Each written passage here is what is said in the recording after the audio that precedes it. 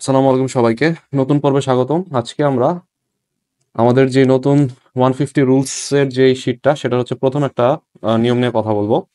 তো আমাদের সামনের ব্যাংক, আইবি এবং বিশেষ সহ বিভিন্ন পরীক্ষাকে কেন্দ্র করে ইংরেজিতে আপনার সেন্টেন্স কারেকশন সহ গ্রামাটিক্যাল বিভিন্ন প্রশ্ন এসে থাকে।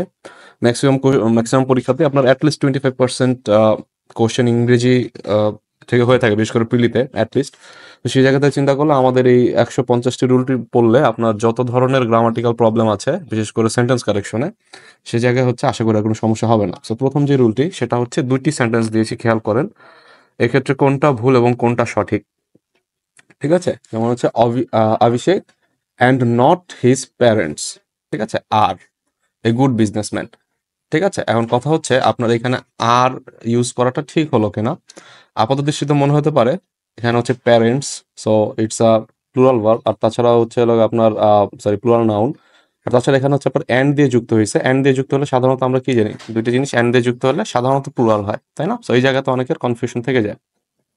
ঠিক আছে, সিমিলারলি আপনার he together with his friends, he together with his friends, so সে এবং তার বন্ধুরা। সো দ্যাটস ডেফিনেটলি আপনার প্লুরাল হওয়া উচিত, তাই না? সো এখানে আর দিয়েছে, তাহলে আপনার কাছে মনে হতে পারে এদের ভিতর দুইটি হয়তো প্লুরাল, অথবা অ্যাটলিস্ট এটা তো প্লুরাল হবেই। হ্যাঁ, বাট অ্যাকচুয়াল কাহিনী হচ্ছে এদের দুইটার একটাও প্লুরাল না। দুই ক্ষেত্রে হচ্ছে আমাদের সিঙ্গুলার ভার্ব ইউজ করতে হবে, কারণ হচ্ছে আমার সাবজেক্টটা, যে সাবজেক্ট নিয়ে আমরা কথা বলতেছি, সেই সাবজেক্ট অ্যাকচুয়ালি হচ্ছে আপনার সিঙ্গুলার, রাইট? কিভাবে? এটা হচ্ছে আমাদের শীটের 3 নম্বর রুলে আপনারা পেয়ে যাবেন। যখন দুইটি নাউন অথবা প্রোনাউন আপনার প্রিপোজিশন দিয়ে জোড়া লাগানো থাকে, অথবা যে কোনো কিছুতে জোড়া লাগানো থাকে, তাহলে হইতেছে এইভাবে হচ্ছে আপনার সিঙ্গুলার হবে আর কি। ঠিক আছে, ভার্ব সর্বদা এইভাবে সিঙ্গুলার হবে। ঠিক আছে, এখানে হচ্ছে রুলটা দেওয়া আছে, আপনার কিছু ওয়ার্ড লিস্ট দেওয়া আছে। আপনারা যদি দেখেন যে এই ওয়ার্ড লিস্টগুলো ইউজ করা হয়েছে, তাহলে আপনারা ধরে নেবেন এটা অবশ্যই আমার যেই কি বলে এটাকে, আমার যেই সাবজেক্টটা আছে, সে সাবজেক্টটা অবশ্যই হচ্ছে আমার সিঙ্গুলার হইতেই হবে। এরকম ওয়ার্ডগুলো কি, লাইক অ্যাজ ওয়েল অ্যাজ দিয়ে যুক্ত হয়েছে, like, unlike, but, besides, excluding, including. হ্যাঁ, হি ইনক্লুডিং হিজ ওয়াইফ। সো সেক্ষেত্রে কি হবে?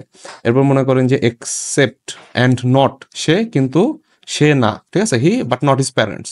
ঠিক আছে, সো এই টাইপের যেই সিচুয়েশনগুলো, সেক্ষেত্রে হচ্ছে আপনার কি হতে পারে, এই কতগুলো ওয়ার্ড আমরা মুখস্থ রাখবো এবং খেয়াল করব এই ওয়ার্ড প্রত্যেকটির ক্ষেত্রে আমার কি হবে, নাউনটি সিঙ্গুলার হবে। ঠিক আছে, তো আমরা আবার উপরে যাই। So Abhishek and not his parents, so এই জায়গায় হচ্ছে আমাদের আর এর বদলে কি হবে, এই জায়গায় আমাদের আর এর বদলে ইজ হবে। Similarly he together with his friends, এটা আমার দেখতে প্লুরাল মনে হলো, অ্যাকচুয়ালি আমার সাবজেক্টকে হি, সো এই কারণে এটা কি হবে, এটা অ্যাকচুয়ালি ইজ হবে।